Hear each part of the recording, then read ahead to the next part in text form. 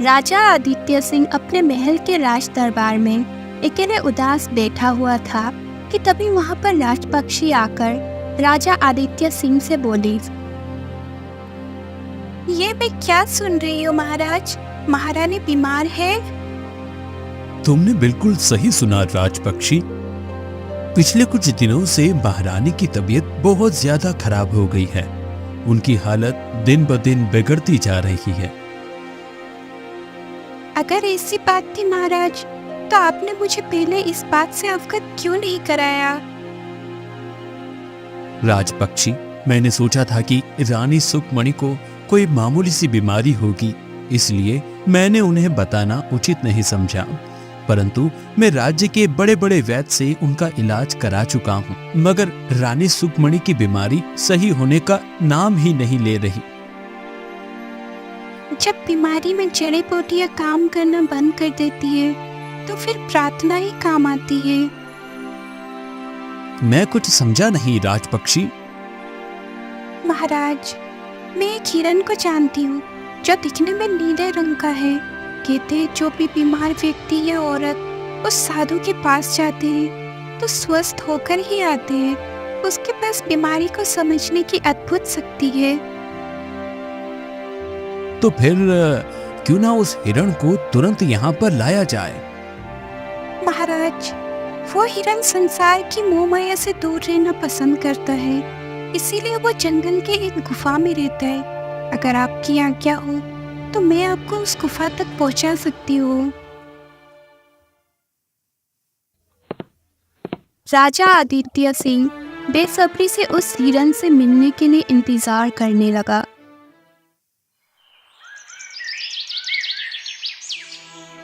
अगले सुबह राजा राजपक्षी के साथ घोड़े पर बैठकर गुफा की तरफ जाने लगा।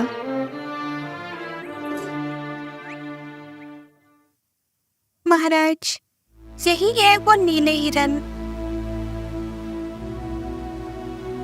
राजा आदित्य ने नीले हिरन को सारी बातें बता दी।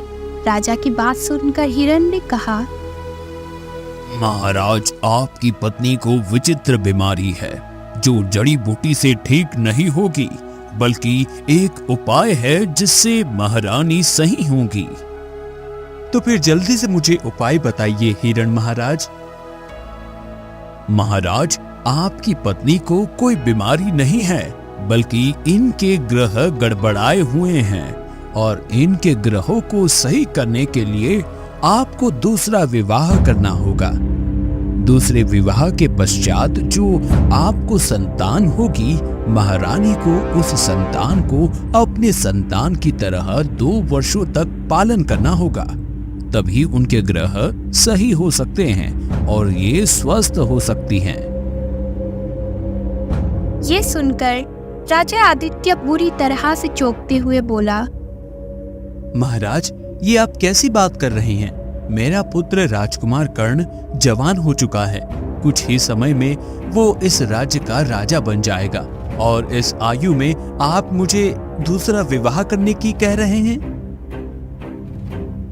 महाराज, राजा तो 2-2, 3-3 विवाह करते हैं और आप तो अपनी पत्नी के ग्रह सही करने के लिए विवाह कर रही हैं। समय की यही मांग है महाराज। इस कार्य को आपको जल्दी करना होगा। और हाँ, ध्यान रखना, विवाह आपको किसी गरीब कन्या से ही करना होगा। नीले हिरन के मुंह से ये बात सुनकर राजा आदित्य चिंतित अवस्था में अपने महल में आ गया।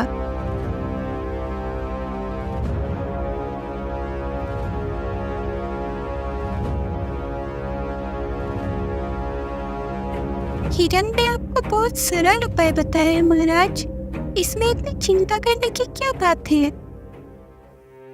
पर तुम तो जानते हो राजपक्षी कि मेरा पुत्र राजकुमार कर्ण कितना गुस्से वाला है। कहीं वो मेरे दूसरे विवाह को गलत न समझ बैठे। उसके दिमाग में कहीं ये गलतफहमी न आ जाए कि मैं उसका अधिकार अपने दूसरे पुत्र को देने की सोच रहा हूँ। ऐसा बिल्कुल नहीं होगा महाराज, राजकुमार कर्ण को मैं समझा दूंगा। वो सब तो ठीक है राजपक्षी, लेकिन आखिर मैं दूसरा विवाह करूं तो किससे करूं? आपको उसकी चिंता करने की कोई आवश्यकता नहीं। नीले हिरन ने बताया है कि आपको किसी गरीब कन्या से विवाह करना होगा, और मैं एक ऐसे गरीब कन्या को जानती हूँ जो राज्य से दूर एक झोपड़ी में रहती है। उसका नाम इंदुमती है। उस बेचारी के पास बरसात से बचने के लिए भी कोई छत भी नहीं है। तो ठीक है, हम स्वयं वहां पर जाएंगे और उससे बात करेंगे।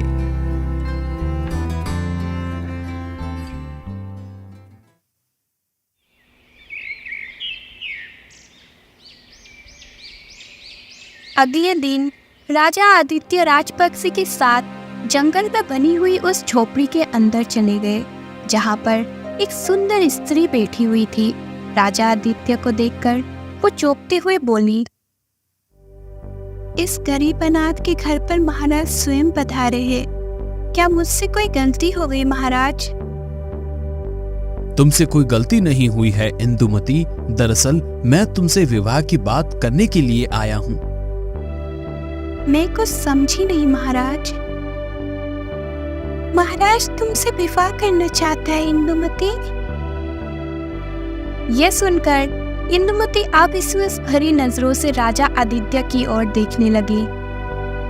तुम एक अनाथ हो। अगर तुम्हारा महाराज के साथ विवाह हो जाएगा तो तुम्हें एक पति मिल जाएगा और तुम अपना जीवन रानियों की तरह व्यतीत करोगी। तभी राजा आदित्य राजपक्षी की ओर देखकर बोले, नहीं राजपक्षी, मैं पहले इंदुमती को सारी बात बताऊंगा। उसके बाद अगर इंदुमती मुझसे विवाह करने के लिए तैयार होती है तभी मैं विवाह करूंगा। इतना बोलकर राजा आदित्य इंदुमती को रानी सुखमनी की बीमारी की और साधु के उपाय की सारी घटना बताते हुए बोले, और मैं तुमसे इसलिए विवाह करना चाहता हूँ इंदुमती। तभी मैं कहूँ महाराज कि अचानक से मेरे किस्मत के सितारे कैसे पलट गए।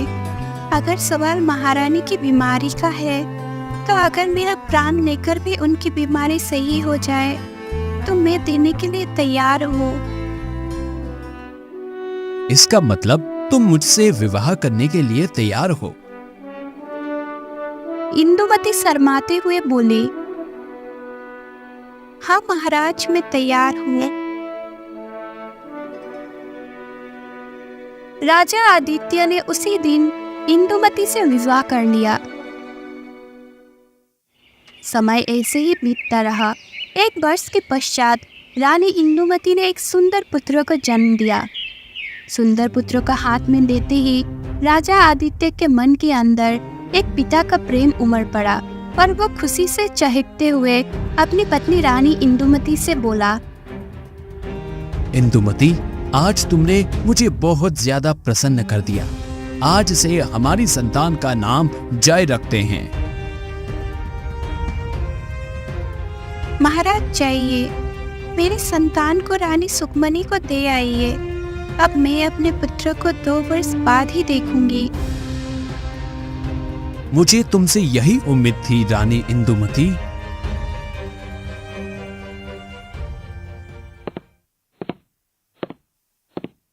राजा आदित्य अपने पुत्र को सुखमनी को दे आया और उस दिन से जय की परवरिश रानी सुखमनी अपने पुत्र की तरह करने लगी। और ऐसे ही 2 वर्ष बीत गए। 2 वर्ष बीतने के पश्चात रानी सुखमनी अपने पति राजा आदित्य से बोली, अब मैं अपने आप को बिल्कुल सही महसूस कर रही हूँ। मुझे ऐसा लगता है जैसे कि मैं स्वस्थ हो गई हूँ। मैं अपने शरीर में ताकत भी महसूस कर रही हूँ। इसका मतलब नीले हिरण के उपाय से तुम स्वस्थ हो गई हो महारानी।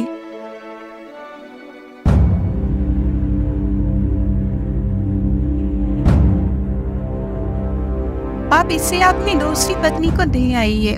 वैसे भी मैं तो केवल स्वस्थ होने के लिए एक भिखारन के बेटे की परवरिश कर रही थी। ये सुनकर राजा आदित्य चौंकते हुए बोला, ये आप क्या कह रही हैं महारानी?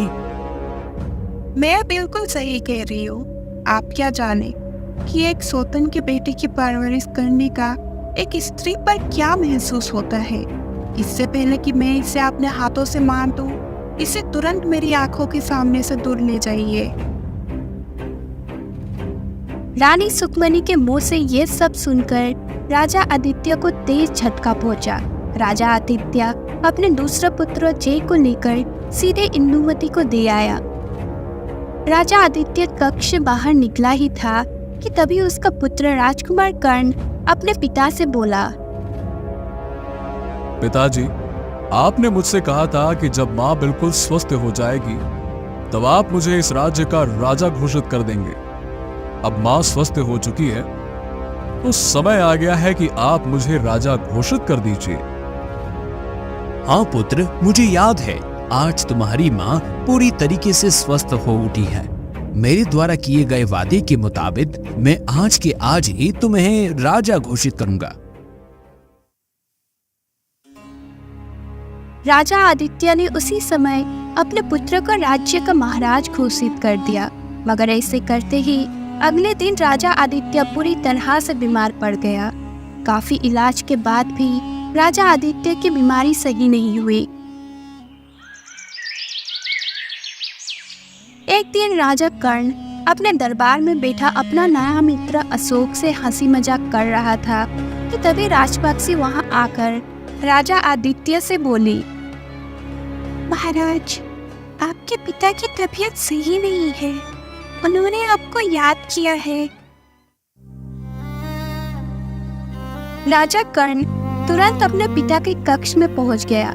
राजा आदित्य अपने पुत्र से बोला, मुझे नहीं लगता कि मैं अब कभी स्वस्थ हो पाऊंगा, इसलिए मैं चाहता हूं कि मेरे जीते जी तुम्हारा विवाह संपन्न हो जाए। मैंने पड़ोसी राज्य के राजा संगम सिंह की पुत्री राजकुमारी देवकी से तुम्हारा विवाह तय कर दिया है। जैसी आपकी इच्छा पिताजी, आप मुझे जहां कहेंगे मैं वहां विवाह करने के लिए तैयार हूं। कुछ ही समय में राजा कर्ण का विवाह राजकुमारी देवकी से संपन्न हो गया। विवाह के कुछ समय बाद राजा आदित्य संसार को छोड़कर चला गया। ऐसे ही समय बीतता रहा और ऐसे ही 10 वर्ष बीत गए। राजकुमार जय अब 12 वर्ष का हो चुका था।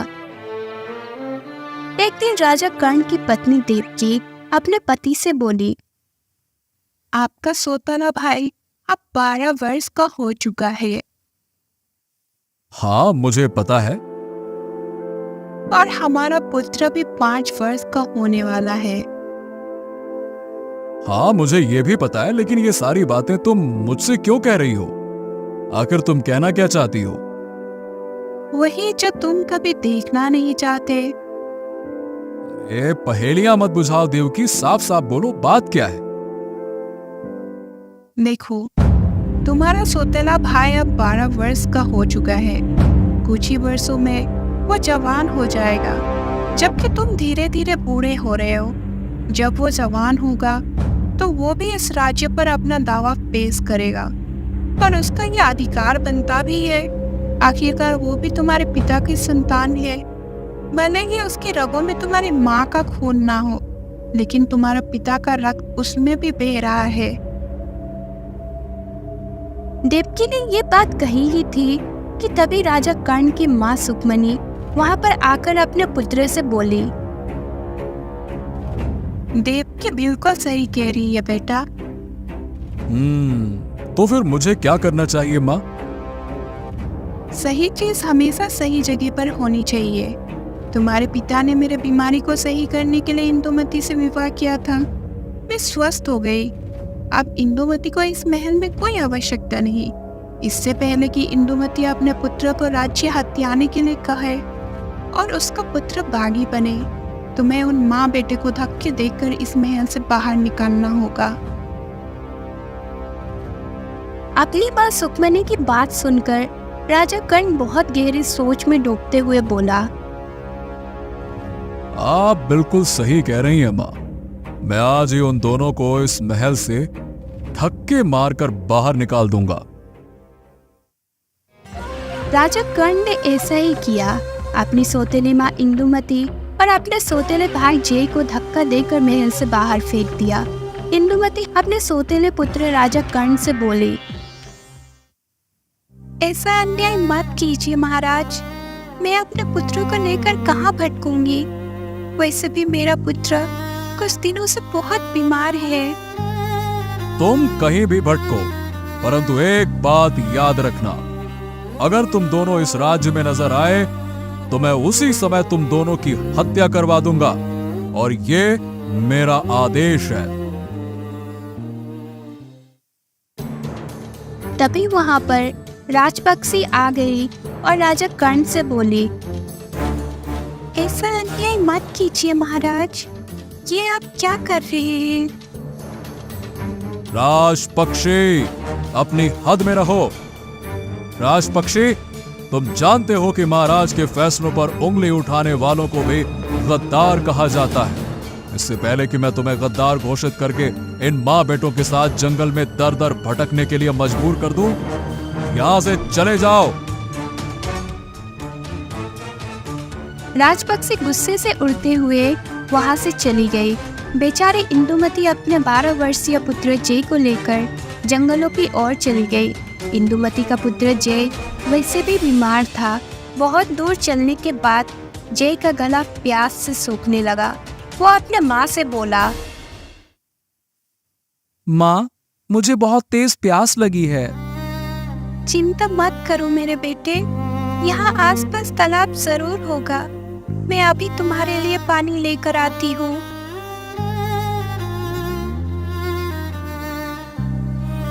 इंदुमती पागलों की तरह जंगल में तालाब को खोजने लगी। बहुत देर के बाद उसे एक तालाब मिल गया। इंदुमती अपने पुत्र जय को लेकर तालाब तक पहुंची ही थी कि तभी उसका पुत्र जय बेहोश हो गया। तुझे क्या हुआ बेटा? अपनी आंखें खोल, देख तालाब आ गया। अब तो तालाब से ढेर सारा पानी पी सकता है, सब कुछ सही हो जाएगा। अपनी आंखें खोल बेटा। परंतु जय ने अपनी आंखें नहीं खोली। इंदुमती समझ गई कि उसका पुत्र अब इस संसार में नहीं रहा, तो फूट फूट कर रोने लगी। तभी वहाँ नीले रंग की हिरन, जिसने राजा आदित्य की पत्नी का उपाय बताया था, वहाँ पानी पीने के लिए आया था। इंदुमती को रोते देखा तो वो बोला, जिसके भाग्य में जो लिखा होता है उसे वही मिलता है। इंदुमती ने हिरन को सारी घटना बताती हुई बोली, आखिर मुझे क्या मिला हिरन महाराज? मेरे पति भी मुझे छोड़कर चले गए, मेरा पुत्र भी छोड़कर चला गया, और तो और मुझे महल से भी धक्के देकर बाहर निकाल दिया गया। चिंता मत करो तुम, अपने पुत्र के शव को इसी तालाब के किनारे मिट्टी के नीचे दबा दो। जिन्होंने तुम्हारे साथ घोर अन्याय किया है, उन्हें उनकी पापों की सजा अवश्य मिलेगी, और जिसने उनकी बातों में आकर पाप किया है, वो अपने पाप जीवन भर याद करता रहेगा। इंदुमती रोती हुई अपने बेटे को तालाब के किनारे मिट्टी के नीचे दबा दिया। इस तालाब के उस पार ही एक गुफा है, अगर तुम चाहो तो तुम मेरे साथ रह सकती हो। वैसे भी अब मेरा इस संसार से मोह भंग हो चुका है हिरन महाराज। मैं अब एकांत में ही अपना सारा जीवन व्यतीत करना चाहती हूँ।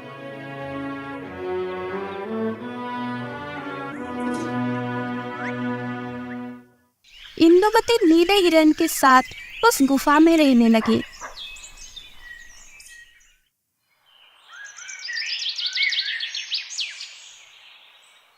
एक दिन इंदुमती की नजर तालाब के किनारे पड़ी, जहाँ पर एक सुंदर वृक्ष उगा हुआ था और जिस पर एक ही फल लटक रहा था। यह देखकर इंदुमती आश्चर्य से हिरन से बोली, हिरन महाराज, ये कैसा चमत्कार है? तुम जिस फल को देख रही हो उसे अपना पुत्र जय ही समझो। तुम्हारे पुत्र की मृत्यु के बाद उसकी आत्मा इस फल में समा गई है। अगर तुम चाहो तो तुम इससे बातें भी कर सकती हो। क्या सच में हिरण महाराज? ये तो मेरे लिए बहुत खुशी की बात होगी। बेटा जय, क्या तुम मुझे सुन सकते हो? हाँ माँ, मैं तुम्हें सुन सकता हूँ। बेटा मुझे माफ कर दो, मैंने बहुत कोशिश की पर तुम्हें बचा नहीं पाई। नहीं माँ, ऐसा मत कहो, इसमें तुम्हारी कोई गलती नहीं थी।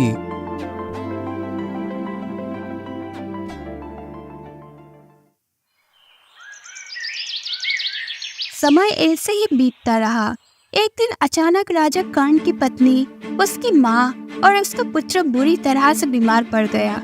राजा कर्ण ने राज्य के सभी बड़े बड़े वेद को बुलाया, मगर सभी ने अपना हाथ खड़ा कर दिया।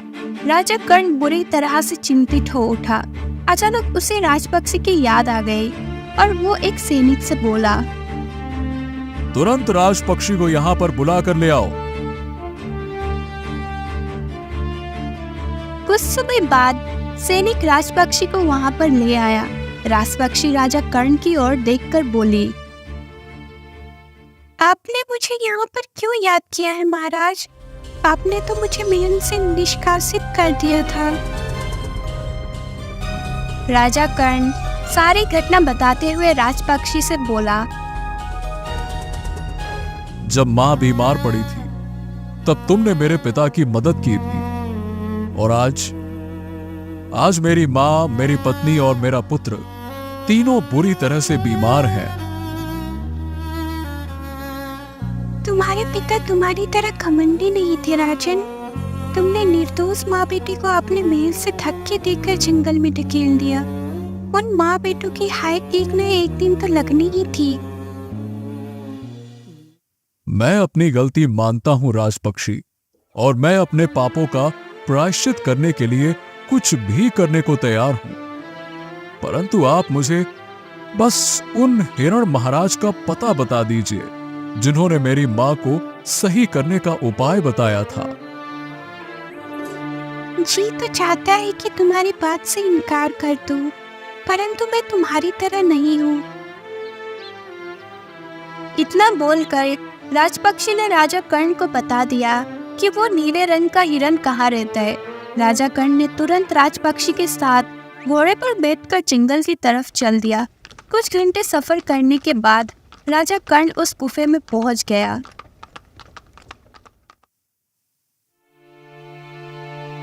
हिरण महाराज, जो करना है कीजिए, पर मेरे परिवार को घातक बीमारी से बचा लीजिए। राजकुमार कर्ण ने हिरण को सारी बातें बता दी। सारी बातें सुनने के बाद हिरण बोला, महाराज, इस संसार में केवल एक पेड़ है जिस पर केवल एक ही फल उगा है, और एक ही फल उगेगा। उस फल को खाने से ही आपकी माँ, आपकी पत्नी और आपका पुत्र सही हो सकता है, परंतु वो फल आपको किसी एक को ही खिलाना होगा।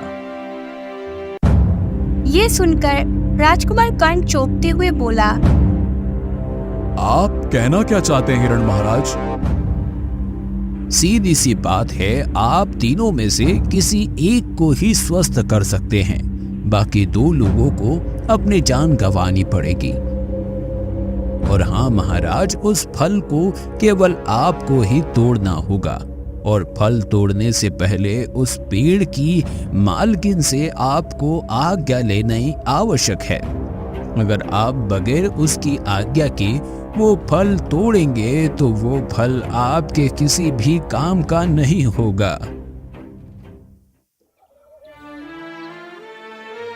हिरण राजा कर्ण को उसी तालाब के किनारे पर ले गया जहाँ पर वो वृक्ष था। उस वृक्ष के नीचे अपनी सौतेली माँ रानी इंदुमती को देखकर राजा कर्ण बुरी तरह से चौंकते हुए बोला, हाँ, ये तो मेरी सौतेली माँ रानी इंदुमती हैं, जिन्हें मैंने अपमानित करके बाहर निकाल दिया था। सही कहा महाराज, ये वही इंदुमती है, और जिस पेड़ को आप देख रहे हैं, जिस पर केवल एक ही फल लटक रहा है, वही फल है जिसे खाने से तीनों बीमारों में से एक को स्वस्थ किया जा सकता है। लेकिन आपको ये जानकर आश्चर्य होगा कि वो फल कोई साधारण फल नहीं है।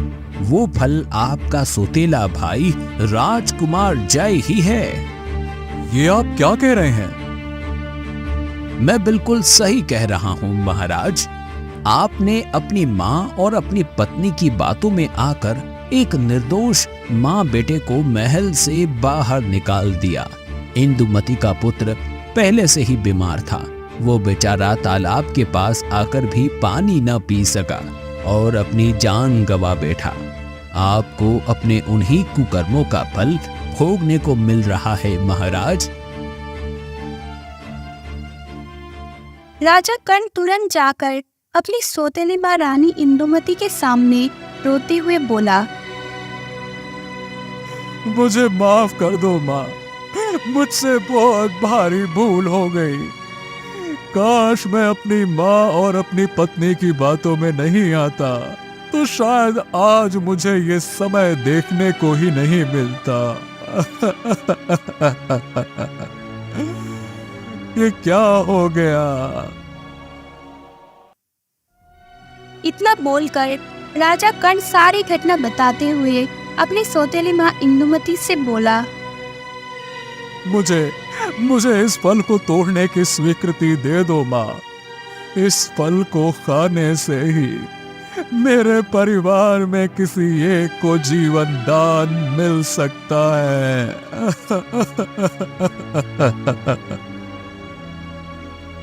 अपने सौतेले पुत्र राजा कर्ण की बात सुनकर रानी इंदुमती उस फल की तरफ देखी। माँ, आप फल तोड़ने की इजाजत दे दो। आज मेरा भाई मुसीबत में है और मैं उसकी मदद किए बिना नहीं रह सकता। पर बेटा तुम उसके लिए चिंता मत करो माँ। जैसे ही ये फल पेड़ से टूट जाएगा, मेरी आत्मा एक दूसरे फूल में समा जाएगी। इसमें क्या हो गया? मैं एक नया फल के रूप में पैदा हो जाऊंगा।